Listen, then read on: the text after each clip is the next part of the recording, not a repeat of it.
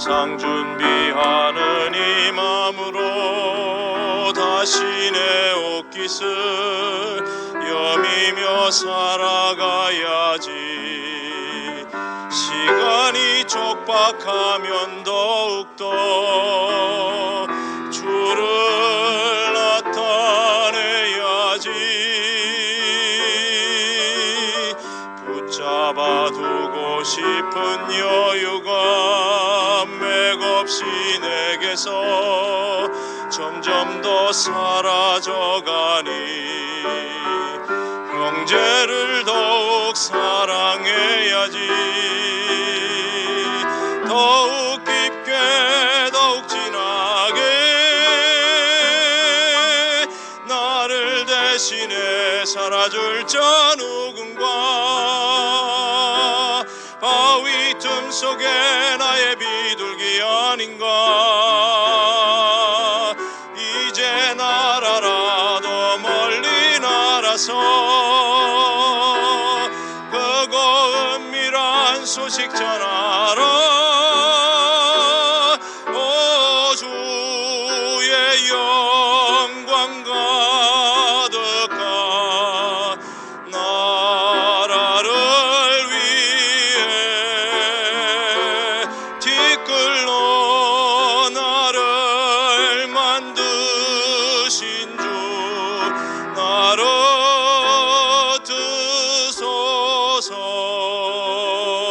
드소서. 안녕하세요. 대구교회 연합순 28순 강명화 자매입니다. 먼저 주에 우경이 오빠에게서 전화가 왔었어요. 순간 머릿속에서 오빠가 왜 저한테 전화를 했을까 생각했어요. 수요 모임에 말씀 섬김이 좀 하라고 했어요. 제가 못한다고 했어요. 근데 오빠께서 계속 하라고 했어요. 그래서 순종하는 마음으로 이 자리에 나오게 됐습니다. 지금도 좀 떨립니다. 그러나 그냥 저 된 만큼 하겠습니다. 오늘 말씀 제목은 선제적인 영원한 그리스도입니다. 본문은 요한복음 8장 51절부터 59절까지입니다. 먼저 본문을 읽어드리겠습니다. 진실로 진실로 너희에게 이르노니 사람이 내 말을 지키면 죽음을 영원히 보지 아니하리라. 유대인들이 가로되 지금 내가 귀신 들린 줄 아노라. 아브라함과 선지자들도 죽었거늘 내 말은 사람이 내 말을 지키면 영원히 죽음을 보지 아니하리라 하니 너는 이미 죽은 우리 조상보다 더 크냐? 또 선지자들도 죽었거늘 너는 너를 누구라 하느냐? 예수께서 대답하시되 내가 내게 영광을 돌리면 내 영광이 아무것도 아니거니와 내게 영광을 돌리시는 이는 내 아버지시니 곧 너희가 너희 하나님이라 칭하는 그이시라. 너희는 그를 알지 못하되 나는 아노니 만일 내가 알지 못한다 하면 나도 너희같이 거짓말쟁이가 되리라. 나는 그를 알고 또 그의 말씀을 지키노라. 너희 조상 아브라함은 나이 때 볼 것을 보고 즐거워하다가 기뻐하였느니라. 유대인들이 가로되 내가 아직 50도 못 되었는데 아브라함보다 크냐? 아브라함을 보았느냐? 예수께서 가라사대 진실로 진실로 너희에게 이르노니 아브라함이 나기 전부터 내가 있느니라 하시니 저희가 돌을 들어 치려 하거늘 예수께서 숨어 성전에서 나가시니라. 여기서 선제적이란 말이 나옵니다. 선제적인 말은 나보다 먼저 존재한다는 말입니다. 사람을 창조하시기 전에 하나님 목적과 계획이 먼저 있었습니다. 아담을 창조하시기 전에 하나님의 형상과 하나님의 기름 부음이 먼저 있었습니다. 나보다 먼저 계신 분은 모두 나보다 크십니다. 설상 하나님의 계획, 하나님 목적, 하나님의 형상, 하나님의 기름 부음 먼저 있다 해도 현재 있는 그리스도를 알아보지 못한다면 우리는 유대인들의 삶과 별 다름 없을 것입니다. 예수는 유대인들에게 아브라함이 나기 전에 내가 있느니라 하신 것은 지금 있다는 말씀입니다. 이건 육신적인 말도 아니고 역사적인 말도 아닙니다. 육신적으로는 아브라함은 예수 시조 할아버지 뻘이 되고, 역사적으로는 아브라함은 예수보다 4,000년 전에 있었던 사람입니다. 예수가 그렇게 말씀했던 것은 하나님 목적, 하나님 계획, 하나님 형상, 하나님 기름 부음이 다 자기 안에 있다는 것입니다. 현재 존재한다는 말씀입니다. 그러니 영원하신 그리스도가 우리들보다 먼저 있다는 것입니다. 실제 교회를 보니까 알아집니다. 그리스도는 아브라함 때도 있었고 2000년 전에도 계셨습니다. 그러나 만약 지금 없다면 아무 소용도 없습니다. 우린 또 다시 하늘에 있는 그리스도를 바라보게 될 것입니다. 그리고 다시 오실 예수를 기다릴 것입니다. 혹 구름 타고 언제쯤이나 내려오실까 하고 눈이 빠지도록 기다릴 것입니다. 제가 그랬던 중 한 사람입니다. 그래서 끊임없이 어디서 어떻게 어떤 구름을 타고 내려오는지 마음속에서 질문이 참 많았습니다. 근데 먼저 계신 그리스도의 생명을 접하고 나니까 많은 질문들이 하나하나 풀어지기 시작했습니다. 감사하게도 우리는 현재 그리스도께서 육신을 입고 우리와 함께 있는 것을 보고 있지 않습니까? 이것이 우리에게는 큰 축복입니다. 지금도 많은 구름대 같은 형제, 자매들을 타고 그리스도가 내려오는 것을 우리는 보고 있지 않습니까? 그리스도는 어제도 있었고 오늘도 우리 앞에 존재하고 계십니다. 내일은 우리에게 달려 있습니다. 이 생명을 우리가 살아내느냐 못 살아내느냐에 따라서 내일의 그리스도가 막연하게 하늘의 그리스도가 될 것인지 육신을 입고 땅에 현존할 것인지 결정될 것입니다. 현재 우리가 알아본다는 것이 참 신기합니다. 내가 있기 전부터 그리스도가 먼저 있다는 것이 큰 축복입니다. 나는 나보다 먼저 있는 그리스도를 몰랐기 때문에 머리가 없는 삶을 살았습니다. 삶에서 항상 내가 하나님 형상을 닮으려고 발부둥 쳤습니다. 그러니 내가 희생적으로 사는 것이 십자가 지는 줄 착각하고 살았습니다. 근데 알고 보니까 희생도 다른 사람이 좋아하는 희생이 아니고 내가 좋아서 하는 희생이었습니다. 많은 전쟁 가운데서 알아졌습니다. 또 내가 하나님께로부터 기름 부음 받으려고 많은 노력을 했습니다.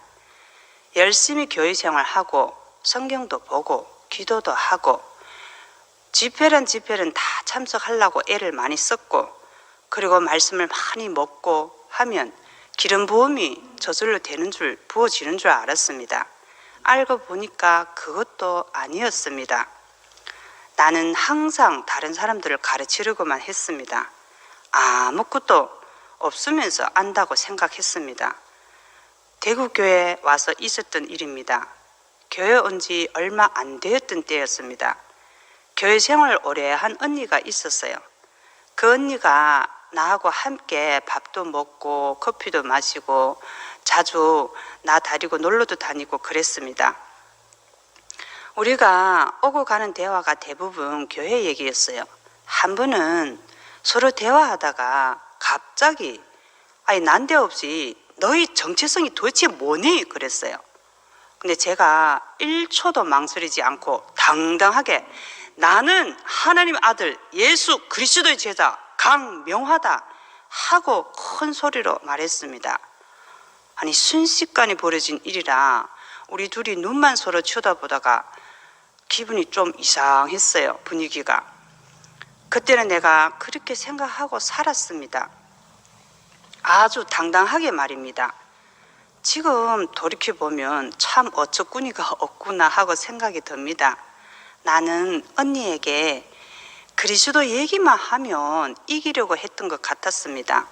그래서 그 언니도 야, 저거는 아닌데 하고 저희 정체성을 물었던 것 같습니다. 지금 그 언니한테 많이 미안하거든요.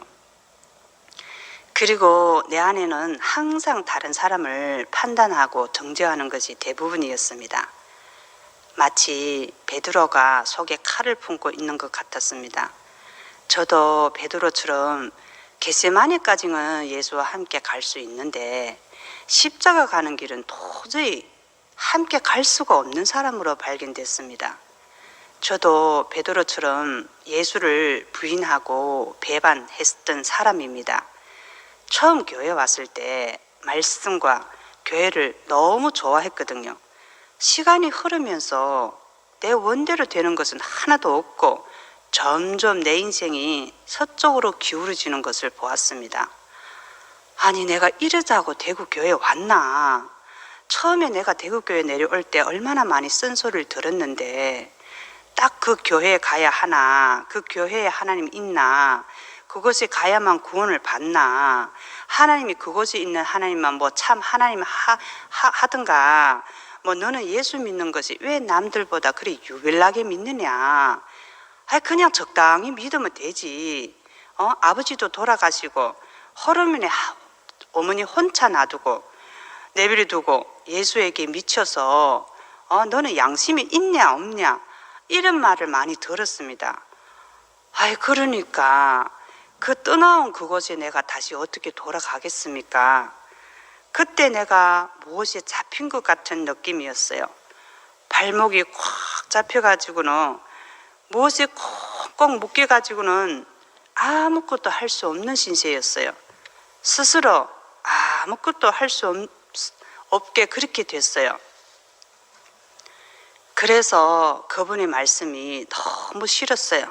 부인하기 시작했습니다. 부인하니까 마음 깊은 곳에서부터 그 열심당 가룟유다 같은 마음이 터지고 말았습니다. 배신을 하게 되더란 말입니다.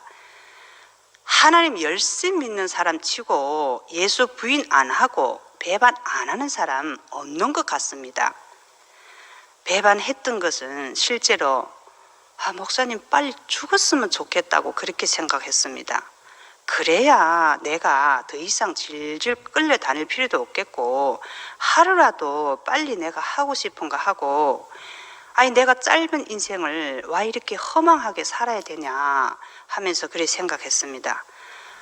근데 웃기는 것은 그런 생각으로 계속 괴롭힘을 당하면 싫으면 떠나면 되잖아요.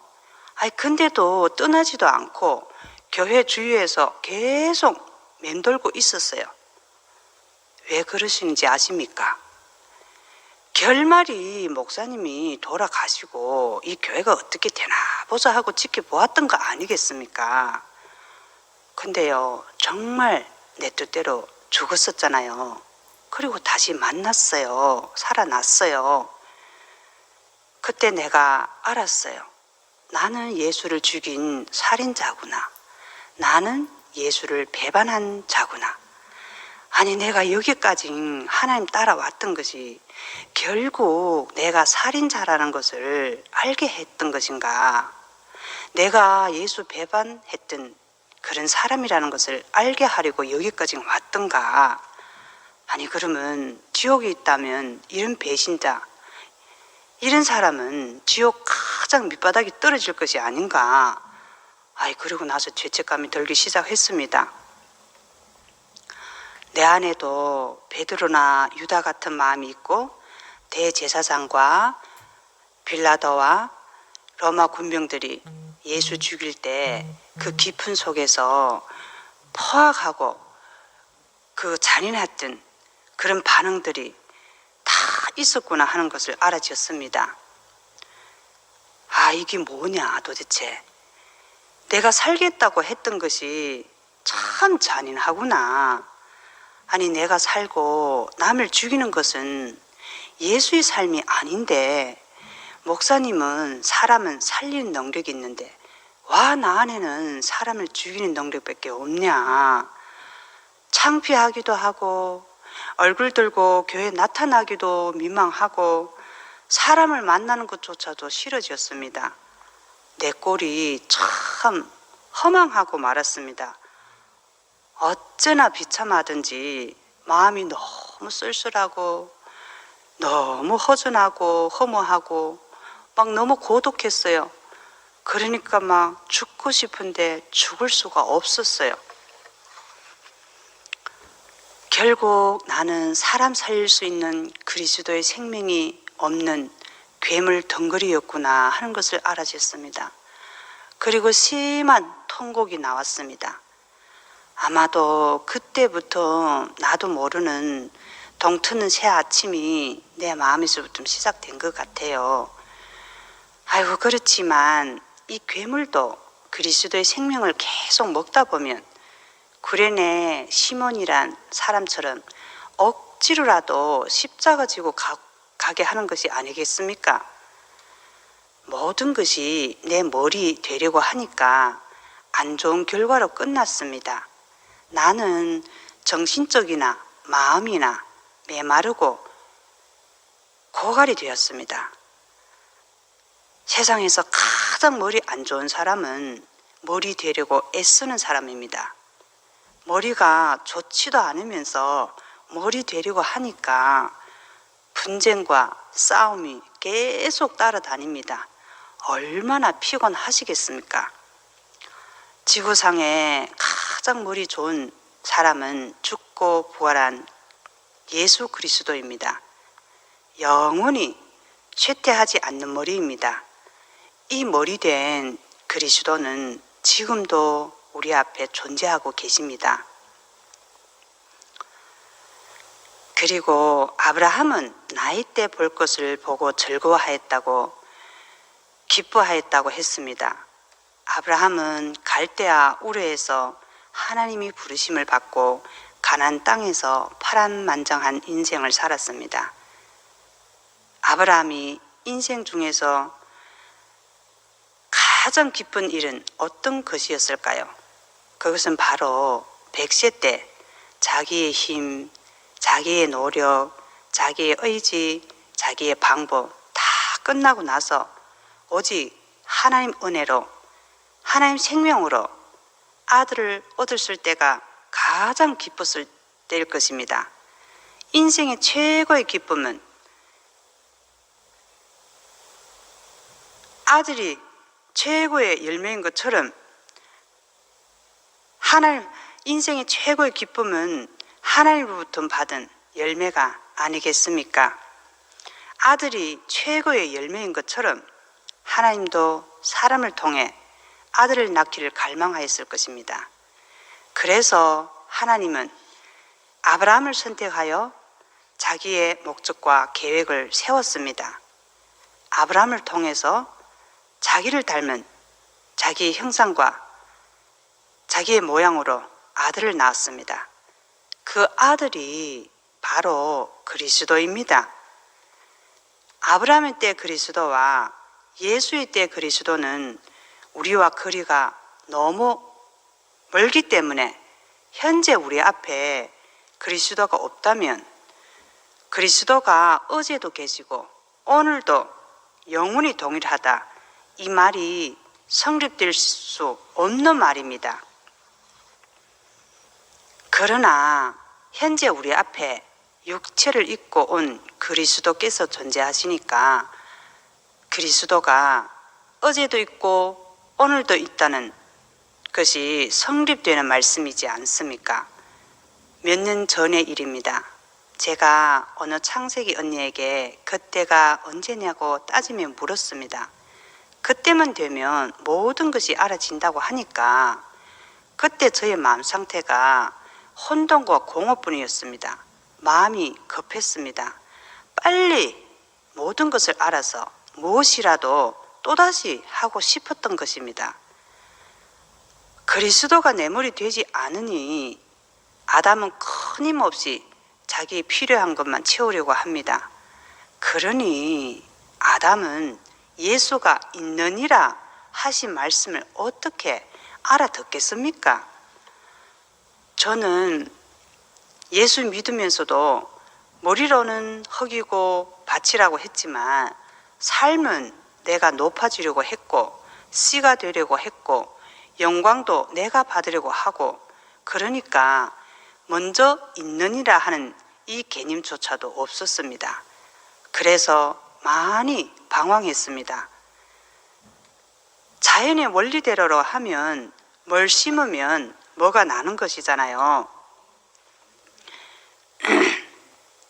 근데 이런 것은 지식적으로 우리가 다 아는 것 같은데 정작 나의 정체성에 대해서는 나는 아무것도 몰랐습니다.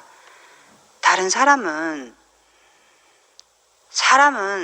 다른 것은 몰라도 딱 한 가지 알아야 할 것은 사람인 밭에다 그리스도 씨가 심겨져서 하나님의 열매가 나오면 그리스도는 나보다 먼저 계신 분이고 크신 분이시고 죽음도 영원히 보지 않고, 이런 말씀들이 자연히 알아집니다.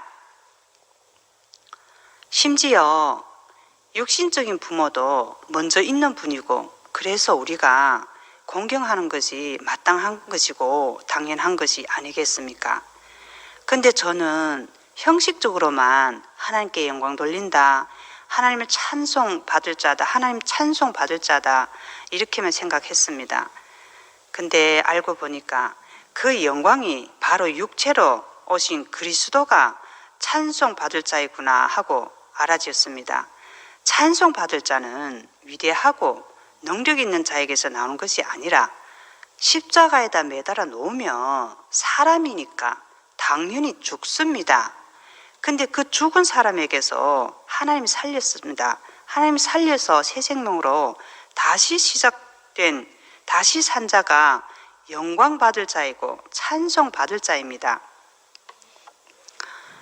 죽고 다시 산 사람은 자기 자랑이 끝나고 자기 영광 받는 것도 끝납니다. 그리고 오직 자기를 새롭게 살린 분에게 영광을 돌리고 찬송을 합니다. 만물을 새롭게 하고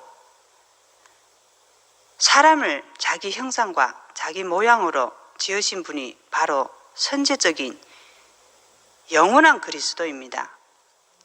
아브라함이 예수의 때 볼 것을 보고 즐거워하고 기뻐한 것은 예수가 죽고 하나님이 그리스도가 예수의 육체를 입고 올 것을 알았을 것입니다.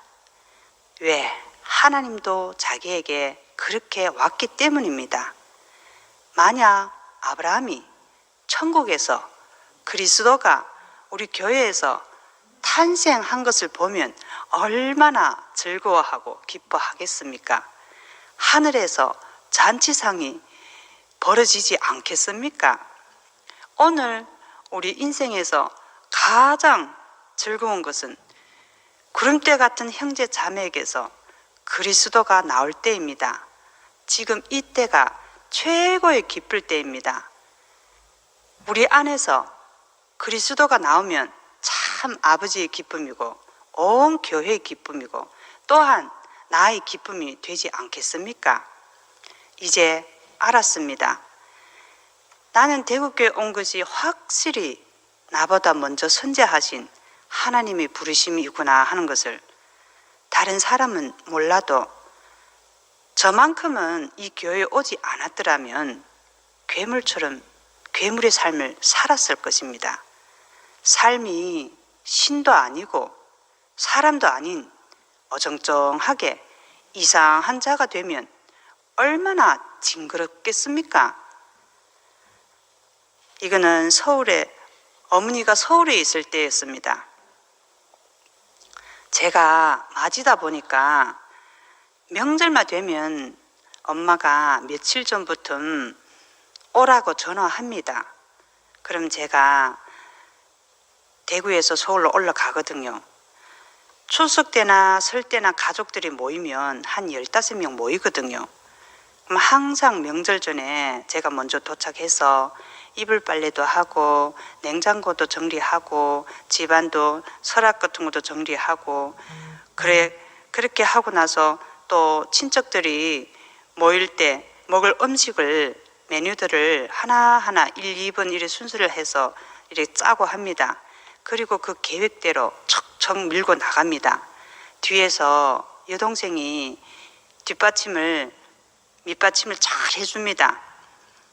그러면 무슨 일이든 둘이 손발이 맞으면 일도 하는 것이 참 재미나거든요. 그리고 이모, 삼촌들의 한 가족 밖에서부터 말소리가 도란도란 들리면서 출입문에 들어오는 것을 영접할 때도 그것도 꽤나 즐겁거든요. 1년 내내 가족들이 먹고 살기가 바쁘다 보니 얼굴 한 번 볼 수가 없었다가 어쩌다가 명절에만 모이면 그 얼굴들이 참 그립고 반갑기도 했습니다. 친정 식구들은 다 교회 다닙니다. 직분도 다양하게 있습니다. 목사로부터 시작하가 평신도까지 참 다양합니다. 나는 최대한 내가 있는 한 적어도 나의 친척들이 평화 속에서 안식하다가 절군 명절 보내기를 바라는 마음뿐이었어요. 왜? 목사님처럼 살고 싶었거든요. 대구교회 삶이 나로부터 가족에게도 이어가기를 원했던 마음뿐이었어요. 그래서 밥 먹기 전에 기도도 나를 시키니까 제가 기도합니다. 기도하고 우리는 밥을 먹습니다. 그럼 속으로 은근히 기쁩니다. 우리는 밥 먹을 때 끊임없는 이야기가 오고 가면서 밥을 먹어요.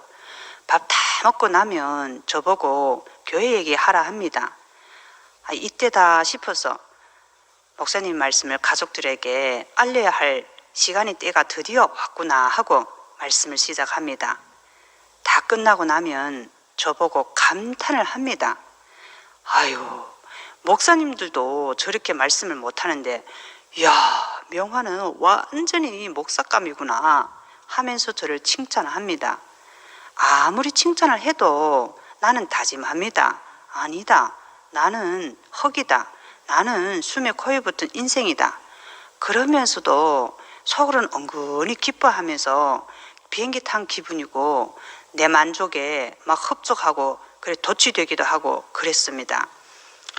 문제는 이런 절차가 끝나고 난 다음에 나와 엄마 둘이만 남았을 때 생기는 일입니다.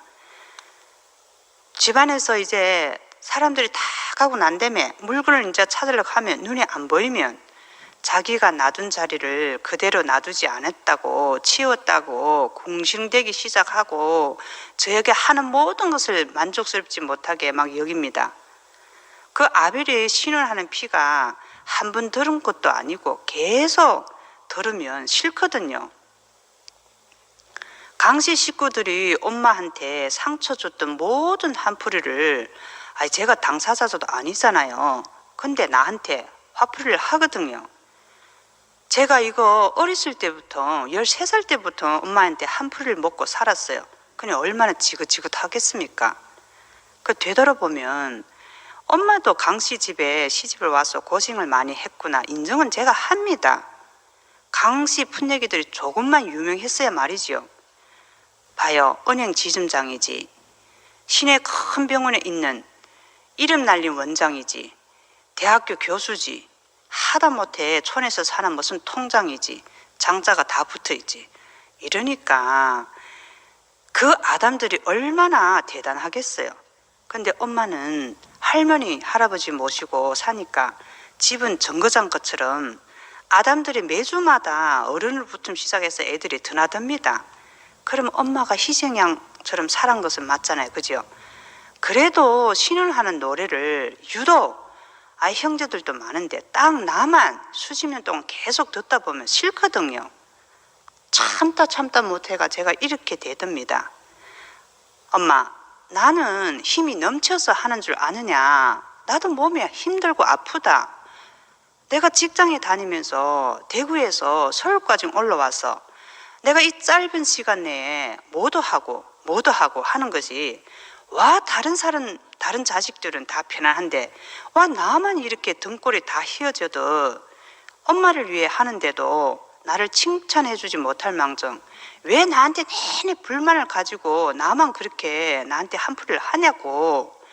그러면서 내가 옛날에 그 하나하나 그 장부 기억했던 거 다 들고 나와서 계산을 합니다. 그러면 엄마는 이럽니다. 저거는 딱 지아버지 닮아가지고 성질도 딱 지아버지 닮아가지고 눈도 생긴 거 보면 딱 지아버지처럼 띵 그렇게 크기만 하고 뭐 아버지 닮았다고 막 이러면서 시작합니다.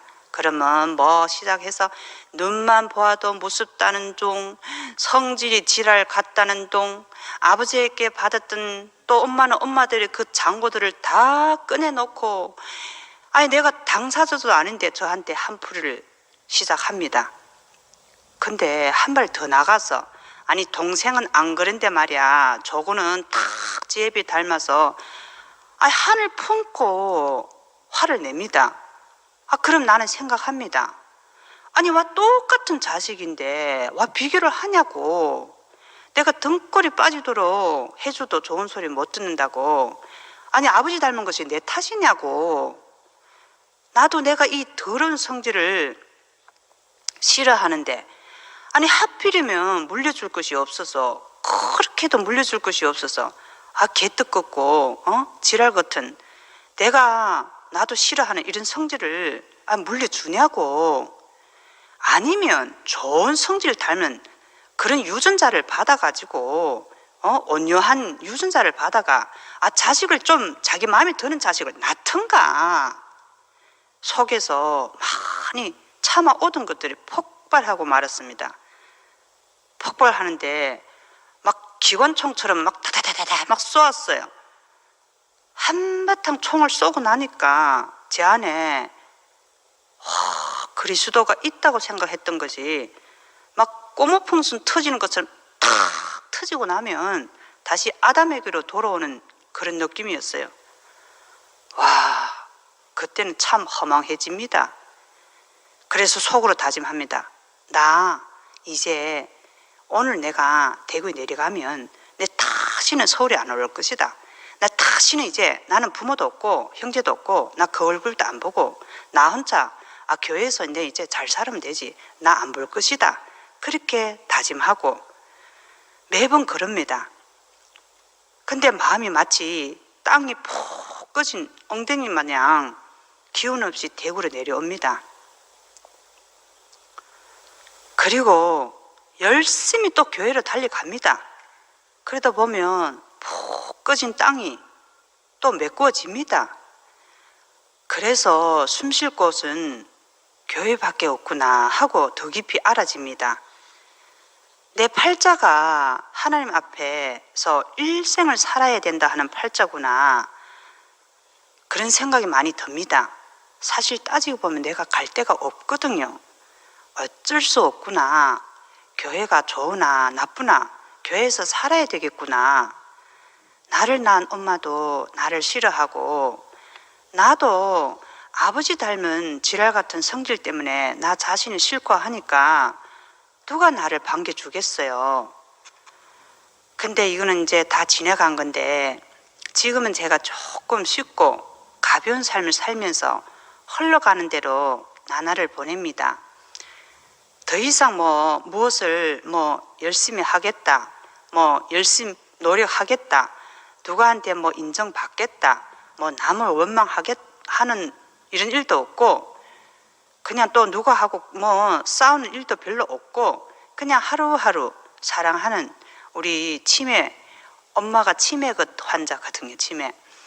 그래서 우리 엄마하고 그리고 어렵게 얻은 아들 이렇게 세 식구가 함께 살아요. 엄마가 3년 전에 치매가 왔어요. 그래서 어쩔 수 없이 저와 한 집에서 살게 됐습니다. 한 집에서 살다 보니까 소소하게 부딪히는 것이 꽤나 많았어요. 근데 처음에는 부딪히는 것 같았어요. 근데 목사님 말씀을 자꾸 듣고 언니 오빠들과 함께 살아서 그런가, 아니면 우리 엄마도 이제 아이고 내가 더 이상 어디 갈 데도 없는데 이 딸만 믿고 살아야 되겠구나, 그래서 마음먹어서 그런지, 그러면 아니면 내가 엄마도 어쩔 수 없이 저런 한풀이를 나한테 하지 그것마저 안 하면 엄마는 어떻게 살겠나 이렇게 인정해서 그런지 나도 잘 모르겠지만 서서히 엄마하고 나하고 좋아지기 시작했어요.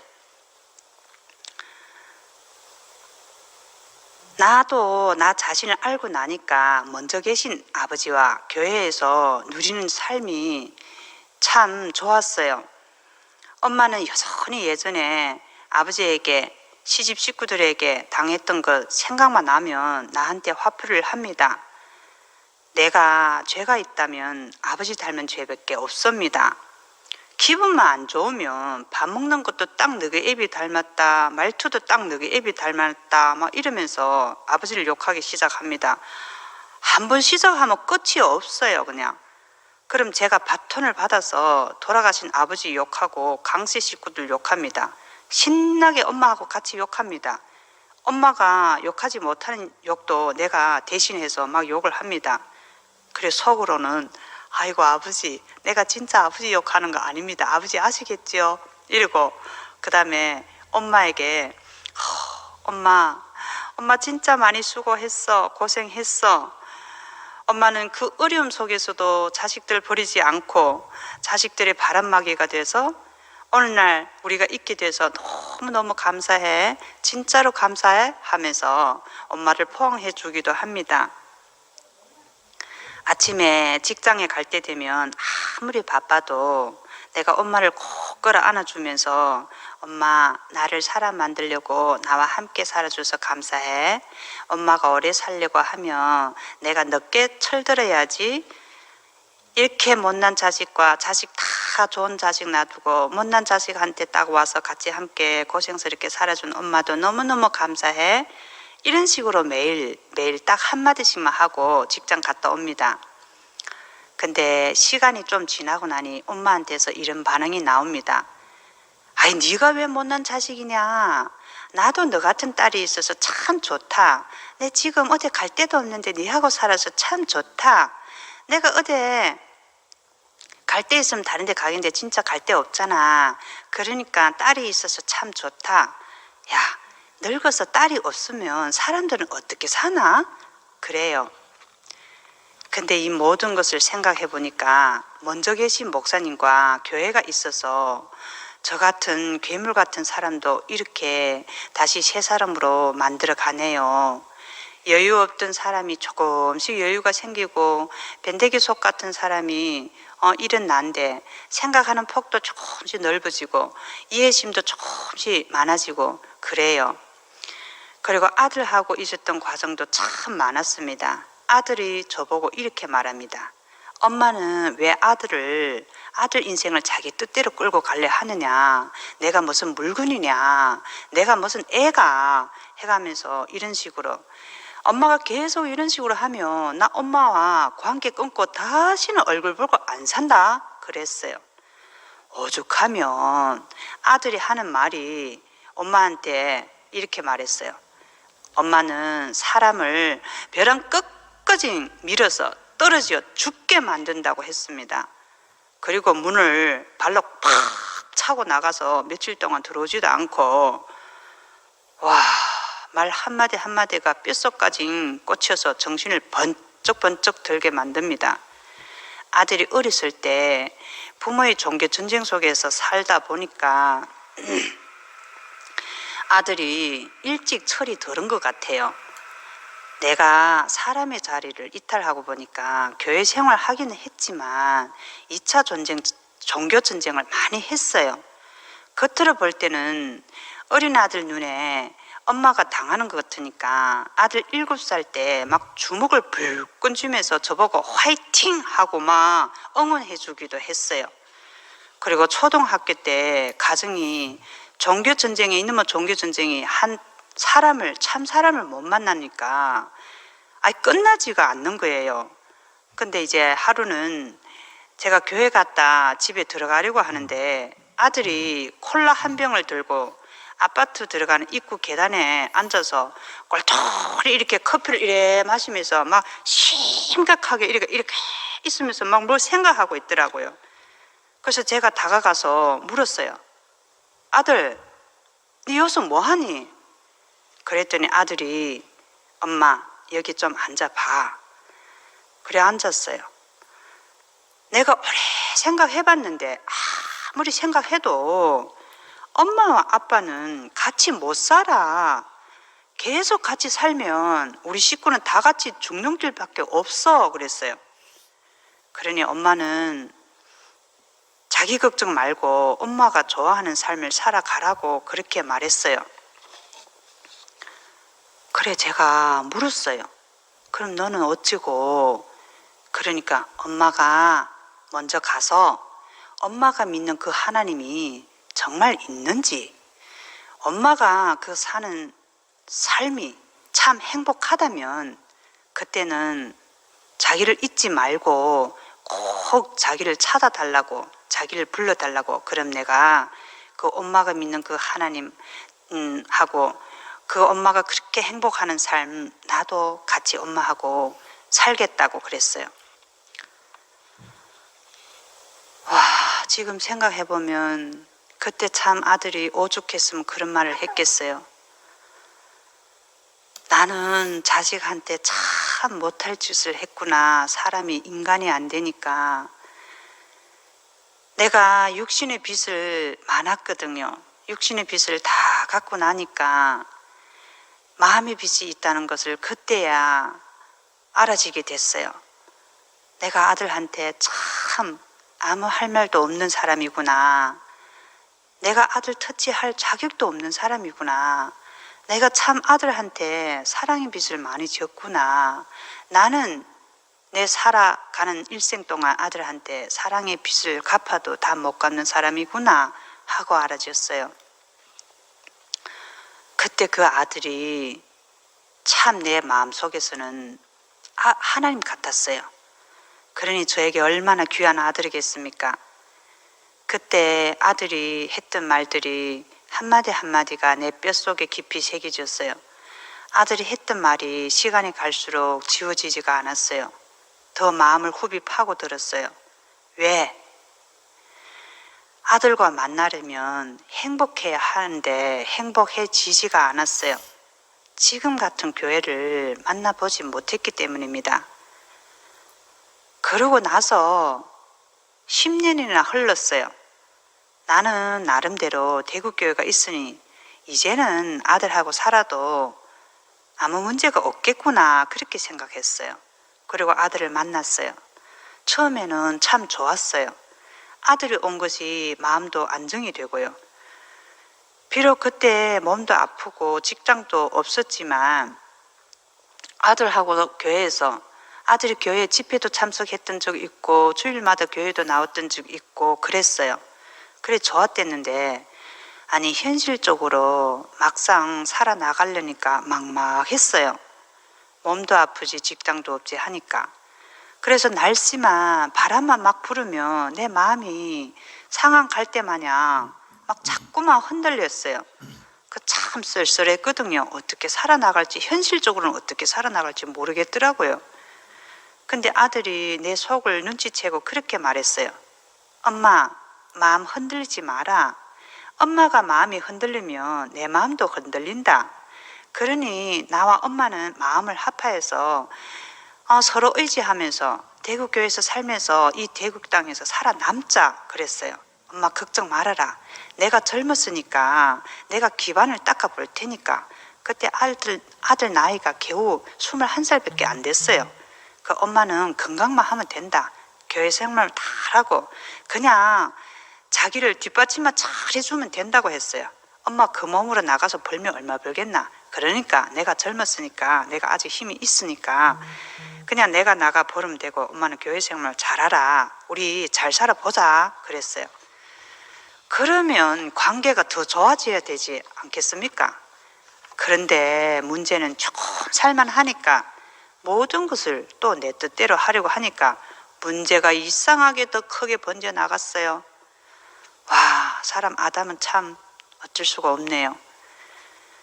그런 아픔이 있음에도 불구하고 내 친정 어머니나 아들이나 무엇이든지 내 원대로 내 뜻대로 하려고 하니까 이게 관계가 사이가 풍지박살 났어요. 그러니 행복할 수가 없죠. 사람은 참 사람을 만나지 않으면 어쩔 수 없는가 봅니다. 근데 지금은 내 뜻이 없고 그냥 엄마 좋아하는 대로 하고 그냥 아들이 좋아하는 대로 그냥 하고, 제가 직장에서도 그냥 다른 사람이 좋아하면 그냥 나도 좋고 그냥 딱 그렇게만 해요. 그러니까 관계가 조금씩 좋아져요. 삶도 조금씩 좋아지고 조금 살맛이 나요. 생각해보니 이 모든 것이 교회를 만난 덕분이라는 것이 막 생각이 드네요. 모든 것이 내 힘으로는 지금까지 버틸 수 있는 것이 아무것도 없었다는 것을 알아집니다. 뒤돌아보면 교회에서 처음부터 나를 붙잡아주고 필요에 따라서 물심양면으로 채워주고 나를 이끌어줬던 교회에 많은 언니 오빠들이 있었구나 하면서 알아집니다. 교회에 많은 사람들이 다 나에게 은혜를 베풀어 줬기 때문에 지금의 내가 이 자리에 있구나 하는 것을 알아집니다.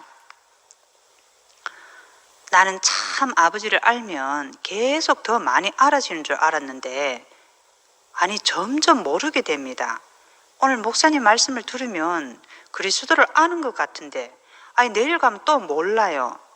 또 목사님 말씀 들으면 아는 것 같은데 또 몰라요. 그러니까 나는 계속 말씀을 들어야 하고 교회에 갈 수밖에 없고 순모임도 할 수밖에 없고 계속 앞에 있는 목사님과 언니 오빠들의 그 삶, 그게 끌려가는 인생이 되었어요. 이제는 교회와 형제 자매들에게 발목이 잡혀서 제대로 끌려가는 인생이 된 것 같아요. 아마도 아브라함도 이것을 알고 예수의 때를 보고 즐거워하고 기뻐했던 것이 아니겠는가 그런 생각이 듭니다. 내가 있기 전에 교회가 있는 것이 감사합니다. 내가 있기 전에 참 아버지가 있고 내가 있기 전에 형제 자매들이 있다는 것이 참 감사합니다. 내가 태어나기 전에 내가 이걸 몰랐다면 나 얼마나 불행한 인생을 살겠습니까? 근데 내가 태어나서 지금까지 가장 큰 선물은 나를 사랑해 주신 참 아버지와 언니 오빠들이 실제적으로 현재적으로 지금 내 앞에 있다는 것이 너무너무 감사합니다. 세상에서 복하는데 가장 큰 복은 나보다 먼저 있는 분들을 만난 것이 큰 행운입니다. 저는 아무 공로도 없이 나를 사람 되어 가게 하는 참 아버지와 교회를 공짜로 누리고 있는 것이 너무 감사합니다. 그리고 저보다 먼저 계신 언니 오빠들이 그 헌신으로 그 기초석이 되어서 아름답게 빚어진 교회에서 마음껏 참 자유를 누리고 있는 것을 감사합니다. 먼저 계신 분이 알아지니까 교회의 모든 사람들이 다 내 앞에 계시다는 것을 감사드립니다. 모든 사람들이 나보다 크시고 모든 것이 내게 은혜로 다가왔구나 하고 감사가 됩니다. 나를 근원의 자리로 이끌어 주시고 나의 정체성을 확실히 알게 하신 것을 너무 고맙게 생각합니다. 지금까지 나를 이 교회에 떠나지 않도록 붙잡아 주신 교회와 언니 오빠들이 진심으로 감사드립니다. 이제야 제가 알게 되었어요. 현재 계신 예수의 때 볼 것을 보고 내가 이렇게 즐거워하고 기뻐하게 되었습니다. 감사합니다. 기도하겠습니다. 고마우신 아버지 참 감사합니다. 비천한 저를 이 영광스러운 자리에 세우셔서 받은 은혜를 표현할 수 있는 기회를 주신 것을 감사드립니다. 지금까지 저 혼자서는 여기까지 올 수 없는 사람인데 흔들리는 저를 끊임없이 붙들어 주신 목사님과 교회 언니 오빠들에게 진심으로 감사합니다. 참 아버지를 만나지 못해서 풍지박살났던 인생을 죽지 못해서 살았습니다. 이제 아버지와 교회가 나에게 살 소망을 주셔서 너무너무 고맙습니다.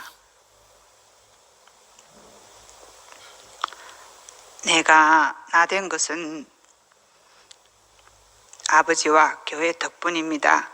이제 내가 진짜 자랑거리가 생겼습니다. 고맙습니다. 예수 그리스도의 이름으로 기도합니다.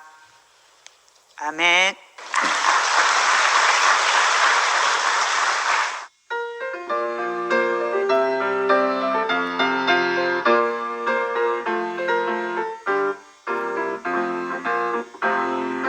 주님 안에 삶은 행복해.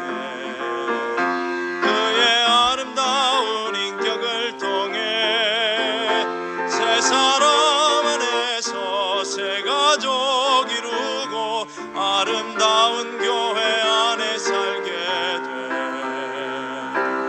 우린 정말 행복한 사람. 주의 진실하신 인격을 인해 그 안에 있는 것 모두 다 누리고 주님의 나라 안에서 살게 돼. 교회 하나님 거할 처소 예수 살아나는 곳 아름다운 생명의 동산.